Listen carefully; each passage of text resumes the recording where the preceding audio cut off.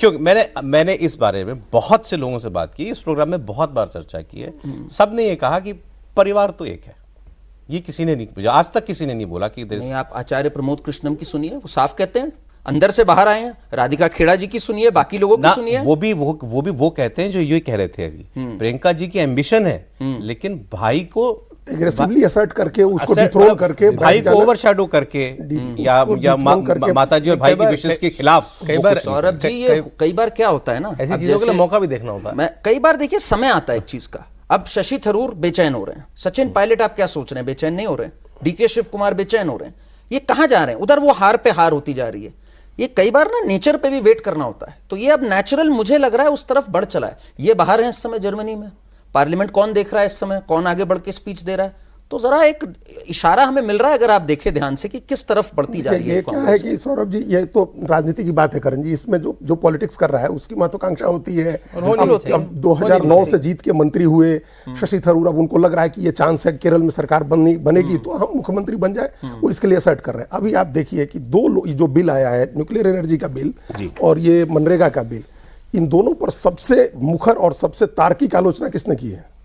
शशि थरूर ने। दोनों बिल्स की उन्होंने आलोचना की है। इसके पहले वो हर अच्छी बुरी चीज बीजेपी को सपोर्ट कर रहे थे।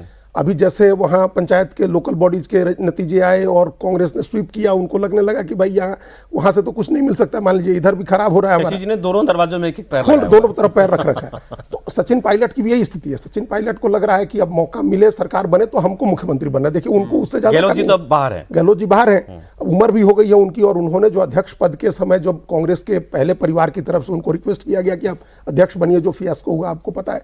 तो ये सचिन पायलट को भी कोई आश्वासन सबको एक चीज इसमें ऐड करना चाहूंगा जी आपकी इजाजत से। इसमें देखिए एक हमेशा से ना राहुल गांधी ने कई लोगों का हक भी मारा इसमें। अब ये सचिन पायलट के साथ जो हुआ, ये चीज ठीक नहीं हुई। उस समय गहलोत के साथ कौन खड़ा हुआ था? ये राहुल गांधी खड़े हुए थे ना। ये जो एक तरह से शिवराज जी किसके पास जाएं कहने के लिए कि मेरा हक मारा गया? ये हर पार्टी में होता है। वही कह रहा हूं कि हर पार्टी में होता है। ना मैं एक अलग बात कर रहा हूं सौरभ जी, मैं एक अलग बात कर रहा हूं। पॉलिटिकल डिसीजन इसमें जितने लोग देखिए, एक बात हमें माननी पड़ेगी, सचिन पायलट सबसे ज्यादा पॉपुलर लीडर थे उस टाइम पे राजस्थान में। एक समय आ गया था कि old guard had to make way, नए गार्ड से आ गया, आप wait for your turn, he waited and now his turn will come. अगर वो जीत गए तो देखिए वही बात है, टैलेंट को रोका भी गया है कांग्रेस में। नहीं, टैलेंट तो राहुल गांधी ने उनको 33 साल की उम्र में अध्यक्ष बना दिया था, प्रदेश अध्यक्ष, और उसी उम्र में उनको केंद्रीय मंत्री बनाया था 2009 में। तो टैलेंट तो पहचान ही लिया था। राहुल गांधी ने 2009 का प्रयोग जो है, सचिन पायलट, ज्योतिरादित्य सिंधिया, आरपीएन सिंह, जितिन प्रसाद, जितेंद्र सिंह, सबको, मिलिंद देवड़ा, नहीं सबको मंत्री बनाया केंद्र में उन्होंने। मंत्री बनाया, सीएम नहीं बनाया किसी को। नहीं, मंत्री बनाया सबको उन्होंने। सीएम कहां बना सकते थे? जहां सरकार होती आरपीएन सिंह को कहां यूपी, जैसे ज्योतिरादित्य सिंधिया, जैसे सचिन पायलट, दे were called young Turks, they were called Rahul Gandhi's man. हाँ बिल्कुल, और उनको बनाया गया। अब आप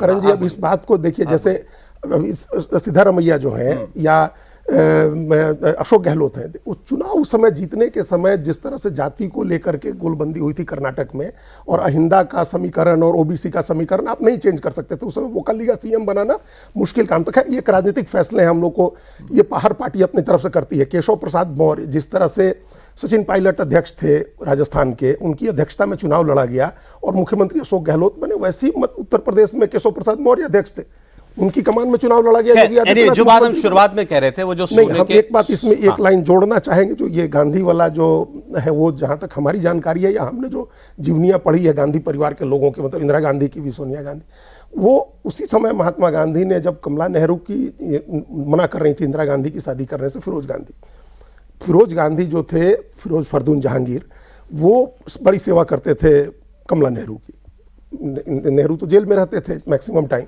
और वो बीमार रहती थी, उनको टीबी की बीमारी थी, तो वो बड़ी सेवा करते थे उनकी। पता नहीं क्या उनमें देखा था, क्या कमी देखी थी उन्होंने कि वो अपोज करती थी कि इंदिरा गांधी की शादी नहीं होनी चाहिए इनसे, वो विरोध करती थी।